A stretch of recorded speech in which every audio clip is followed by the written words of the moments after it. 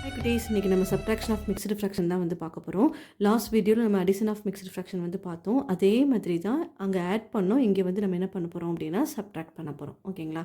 அதாவது mixed fraction அப்படின்னா என்னன்னு சொல்லியிருக்கேன். ஒரு ஹோல் நம்பரும் ஒரு ஃப்ராக்ஷனும் வந்து கம்பைன் ஆகி இருக்கிறது தான் வந்து நம்ம மிக்ஸ்டு ஃப்ராக்ஷன் அப்படின்னு சொல்லுவோம்.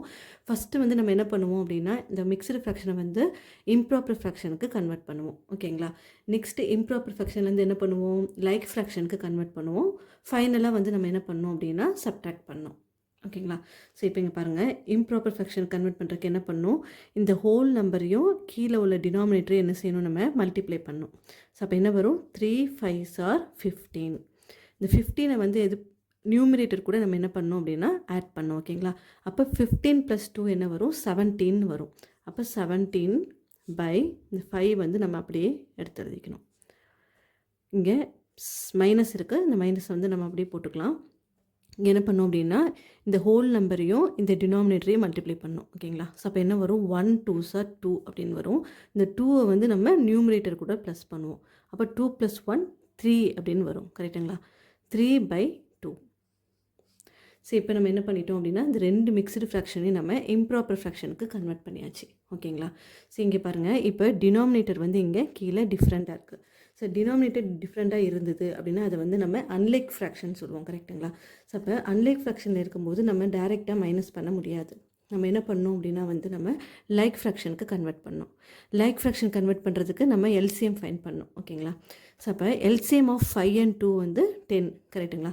அதாவது நம்ம 5 and 2 ரெண்டுமே வந்து சேம் டேபிளில் டிவைட் ஆகாது. ஸோ அப்போ நம்ம என்ன பண்ணலாம் அப்படின்னா டைரெக்டாக மல்டிப்ளை பண்ணிடலாம். அப்போ LCM of 5 and 2 is 10.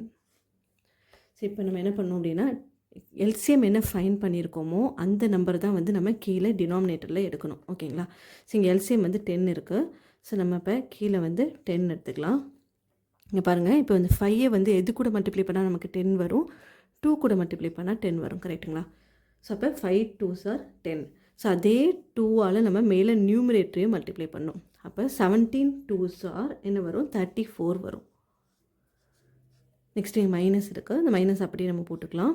So இங்கே வந்து கீழே 10 தான் வந்து போடணும், ஏன்னா நம்ம எல்சிஎம் வந்து 10 ஃபைன் பண்ணியிருக்கோம். ஸோ இங்கே வந்து நம்ம 10 போட்டாச்சு. அப்போ 2 கூட என்ன மல்டிப்ளை பண்ணால் நமக்கு 10 வரும், 5 மல்டிப்ளை பண்ணால் 10 வரும். கரெக்டுங்களா? ஸோ அப்போ சேம் 5ஆல் நம்ம மேலேயும் மல்டிப்ளை பண்ணோம். அப்போ 3 5s are 15 வரும். ஓகேங்களா? ஸோ இப்போ நம்ம என்ன பண்ணோம் அப்படின்னா கீழே வந்து பாருங்கள், ரெண்டு ஃப்ராக்ஷன்லையுமே டினாமினேட்டர் வந்து 10 இருக்குது. ஸோ அப்போ இது வந்து லைக் ஃப்ராக்ஷனில் இருக்குது. இப்போ வந்து நம்ம சப்ட்ராக்ட் பண்ணலாம். ஸோ இங்கே 2 10க்கு ஒரு 10 வந்து நம்ம காமனாக எடுத்துக்கலாம்.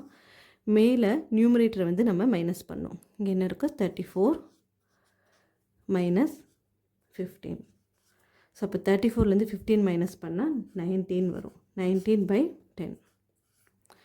ஸோ இப்போ நம்ம என்ன பண்ணோம் அப்படின்னா இங்கே கொஷின் வந்து நமக்கு மிக்ஸ்டு ஃப்ராக்ஷனில் இருக்குது. ஸோ அப்போ ஆன்சரும் வந்து நம்ம மிக்ஸ்டு ஃப்ராக்ஷனுக்கு கொண்டு வரணும். ஓகேங்களா? ஸோ அப்போ மிக்ஸ்டு ஃப்ராக்ஷன் கொண்டு வரதுக்கு என்ன பண்ணணும் அப்படின்னா இந்த 19 வந்து 10ஆல் டிவைட் பண்ணணும். ஸோ அப்போ 1 10s are 10. சப்ட்ராக்ட் பண்ணால் 9 வரும். So the answer is 1 9/10. So the answer is 1 9/10. So first நம்ம என்ன பண்ணுறோம் அப்படின்னா மிக்ஸ்டு ஃப்ராக்ஷனை வந்து இம்ப்ராப்பர் ஃப்ராக்ஷனுக்கு கன்வெர்ட் பண்ணுறோம்.